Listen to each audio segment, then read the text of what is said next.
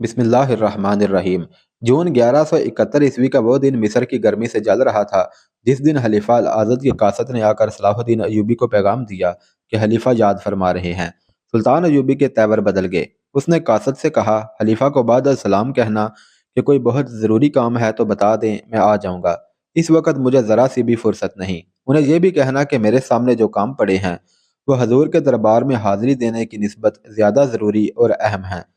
قاصد چلا گیا اور سلطان ایوبی بے چینی سے کمرے میں ٹہلنے لگا۔ وہ فاطمی خلافت کا دور تھا۔ مصر میں اس خلافت کا خلیفہ العزد تھا۔ اس دور کا خلیفہ بادشاہ ہوتا تھا۔ جمعہ کے خطبے میں ہر مسجد میں خدا اور رسول کے بعد خلیفہ کا نام لیا جاتا تھا۔ عیش و عشرت کے سوا ان لوگوں کے پاس کوئی کام نہ تھا۔ اگر نور الدین زنگی اور صلاح الدین ایوبی نہ ہوتے یا وہ بھی دوسرے امراء و وزراء کی طرح خوشامدی اور ایمان فروش ہوتے تو اس دور کے خلیفوں نے تو سلطنت اسلامیہ کو بیچ کھایا تھا۔ العزد ایسا ہی ایک خلیفہ تھا۔ صلاح الدین ایوبی مصر میں گورنر بن کر آیا تو ابتدا میں خلیفہ نے اسے کئی بار بلایا تھا۔ سلطان ایوبی سمجھ گیا کہ خلیفہ اسے صرف اس لیے بلاتا ہے کہ اسے یہ احساس رہے کہ حاکم ایوبی نہیں خلیفہ ہے۔ وہ سلطان ایوبی کا احترام کرتا تھا، اسے اپنے ساتھ بٹھاتا تھا، مگر اس کا انداز شاہانہ اور لب و لہجہ آمرانہ ہوتا تھا۔ اس نے سلطان ایوبی کو جب بھی بلایا بلا مقصد بلایا اور رخصت کر دیا۔ صلیبیوں کو بحیرہ روم میں شکست دے کر اور سوڈانی فوج کی بغاوت کو ختم کر کے صلاح الدین ایوبی نے خلیفہ کو ٹالنا شروع کر دیا تھا۔ اس نے خلیفہ کے محل میں جو شان و شوکت دیکھی تھی اس نے اس کے سینے میں آگ لگا رکھی تھی۔ محل میں زر و جواہرات کا یہ عالم تھا کہ کھانے پینے کے برتن سونے کے تھے، شراب کی سراہی اور پیالوں میں ہیرے جڑے ہوئے تھے۔ حرم لڑکیوں سے بھرا پڑا تھا، ان میں عربی، مصری، مراکشی، سوڈانی اور ترک لڑکیوں کے ساتھ ساتھ عیسائی اور یہودی لڑکیاں بھی تھیں۔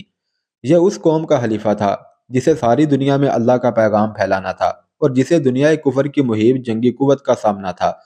سلطان ایوبی کو خلیفہ کی کچھ اور باتیں بھی کھائی جا رہی تھی۔ ایک یہ کہ خلیفہ کا ذاتی حفاظتی دستہ سوڈانی حبشیوں اور قبائلیوں کا تھا جن کی وفاداری مشکوک تھی۔ دوسرا یہ کہ خلیفہ کے دربار میں سوڈان کی باغی اور برطرف کی ہوئی فوج کے کماندار اور نائب سالار خصوصی حیثیت کے مالک تھے۔ صلاح الدین ایوبی کی ہدایت پر علی بن سفیان نے قصر خلافت میں نوکروں اور اندر کے دیگر کام کرنے والوں کے بھیس میں اپنے جاسوس بھیج دیے تھے اور خلیفہ کے حرم کی 2 عورتوں کو بھی اعتماد میں لے کر جاسوسی کے فرائض سونپے گئے تھے۔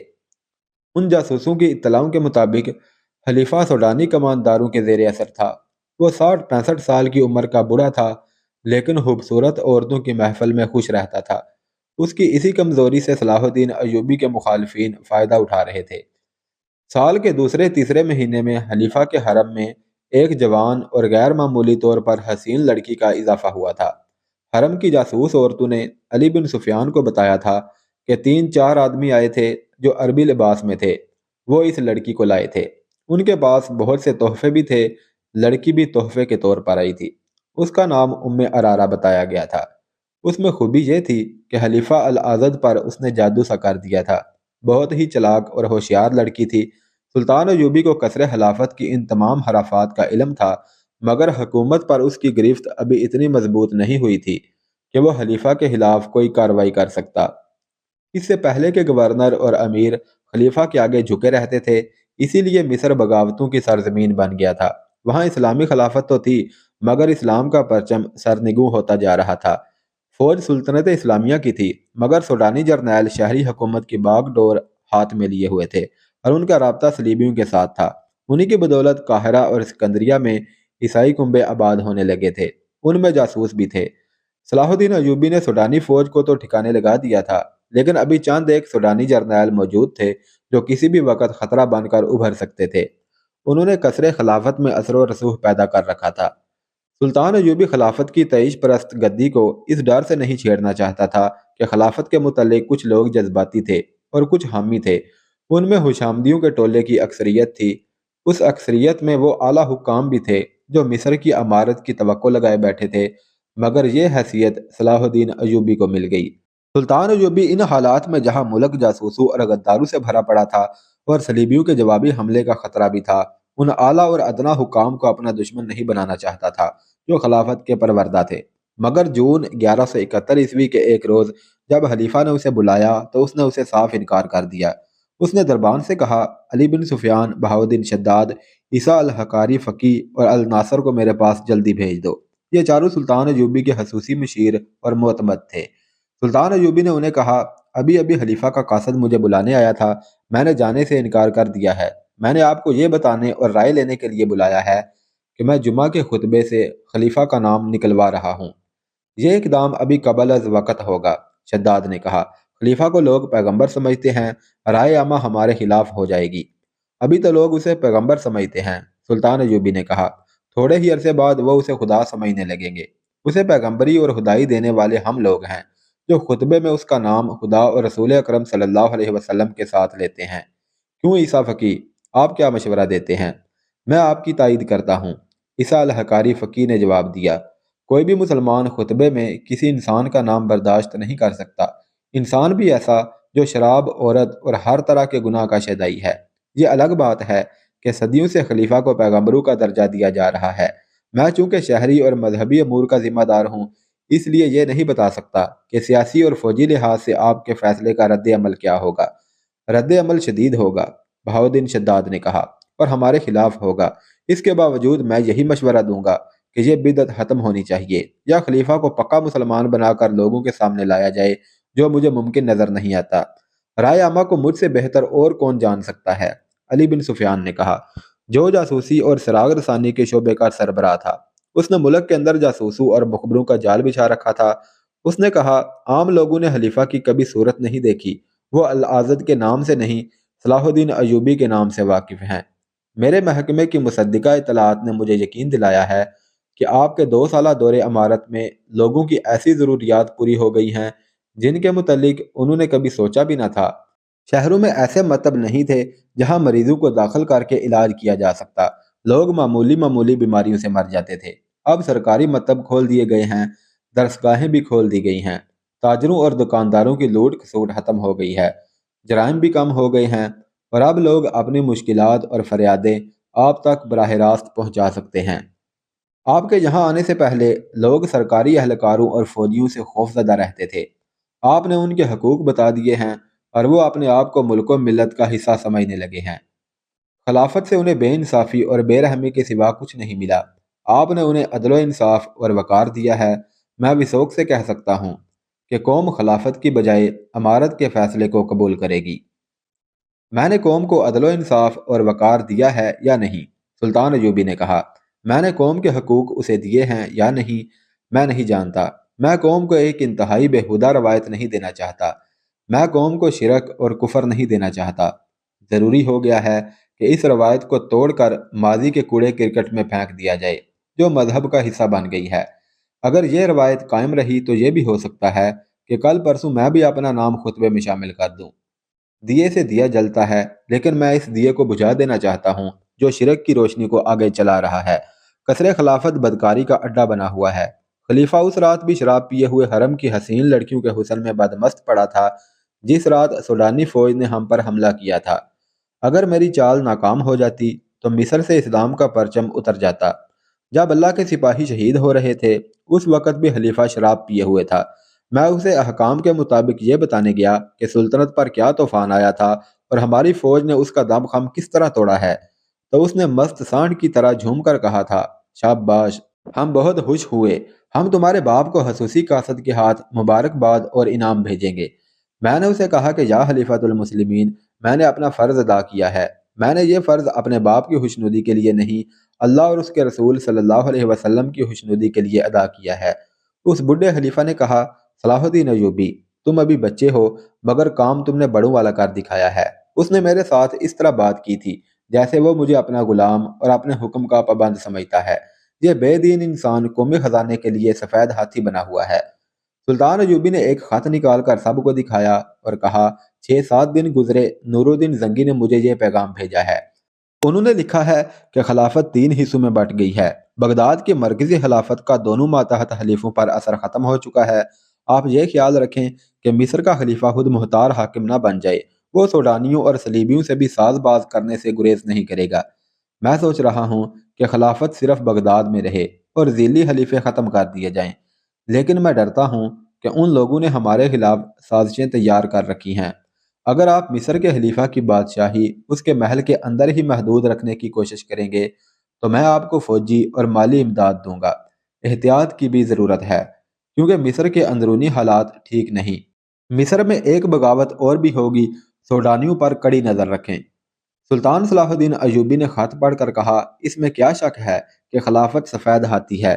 کیا آپ دیکھتے نہیں کہ خلیفہ العزد دورے پر نکلتا ہے تو آپ کی آدھی فوج اس کی حفاظت کے لیے ہر طرف پھیلا دی جاتی ہے؟ لوگوں کو مجبور کیا جاتا ہے کہ وہ خلیفہ کے راستے میں چادریں اور قالین بچھائیں۔ خلیفہ کا حفاظتی دستہ دورے سے پہلے لوگوں کو دھمکیاں دے کر مجبور کر دیتا ہے کہ ان کی عورتیں اور جوان بیٹیاں خلیفہ پر پھولوں کی پتیاں پھینکیں۔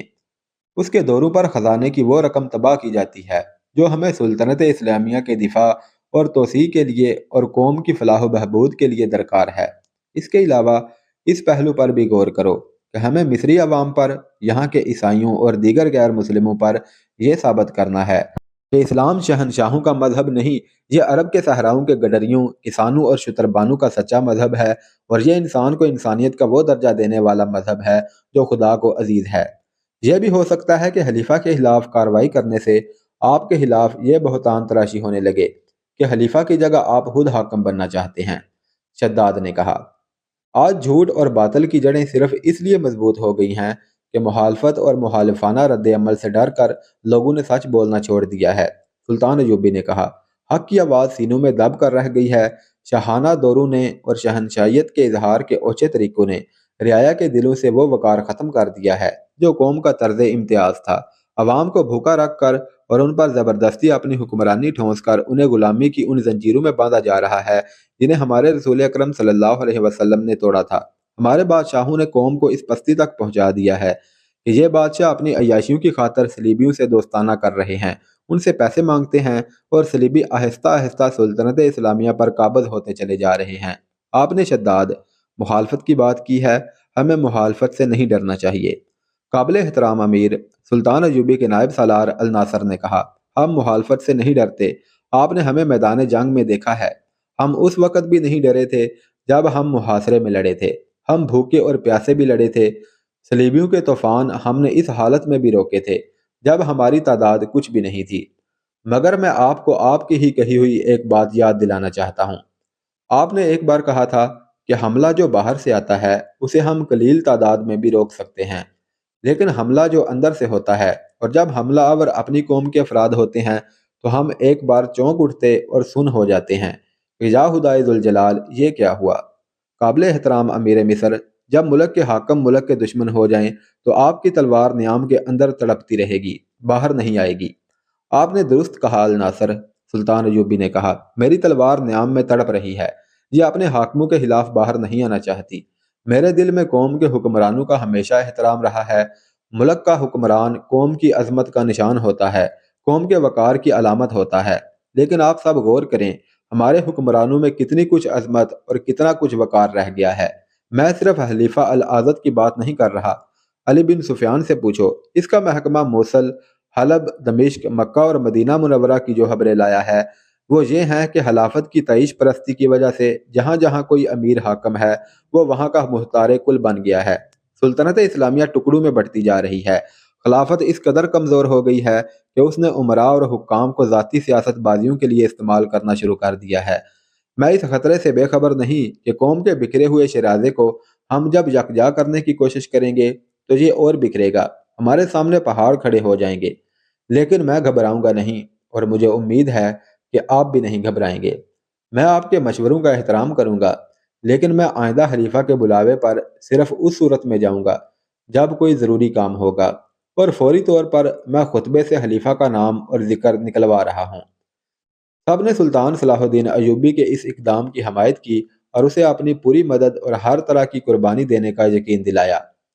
خلیفہ العزد اس وقت اپنے ایک خصوصی کمرے میں تھا جب قاصد نے اسے بتایا کہ صلاح الدین ایوبی نے کہا ہے کہ اگر کوئی ضروری کام ہے تو میں آ سکتا ہوں، ورنہ میں بہت مصروف ہوں۔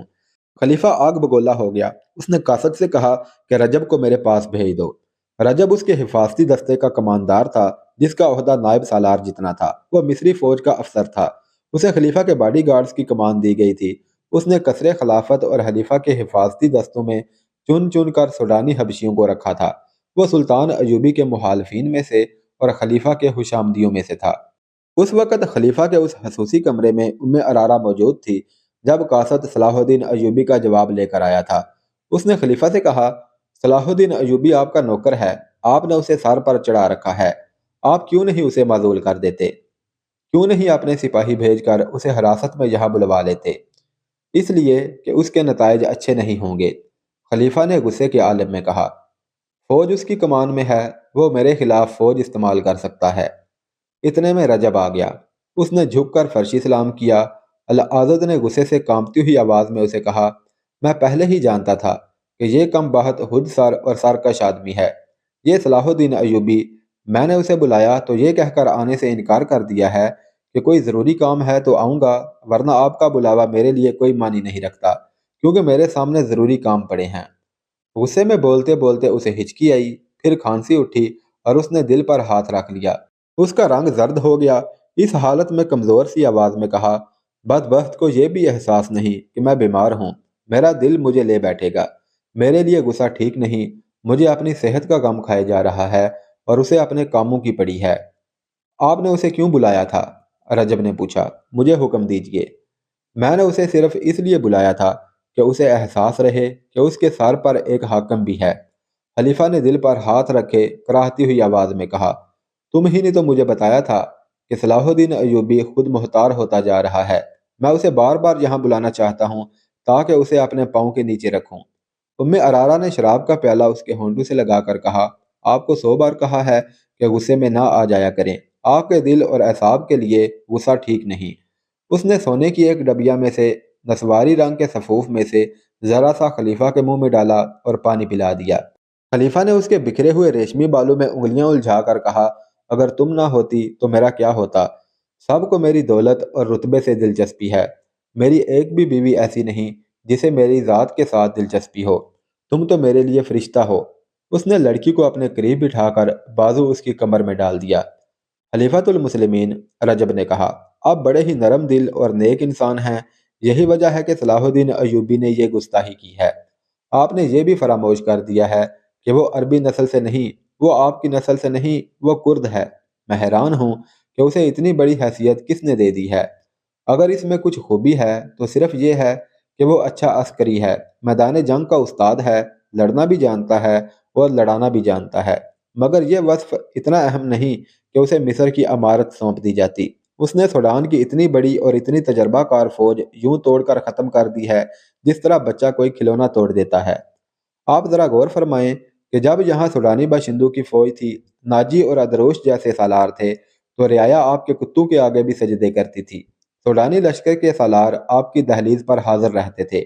اب یہ حال ہے کہ آپ اپنے ایک ماتحت کو بلاتے ہیں تو وہ آنے سے انکار کر دیتا ہے۔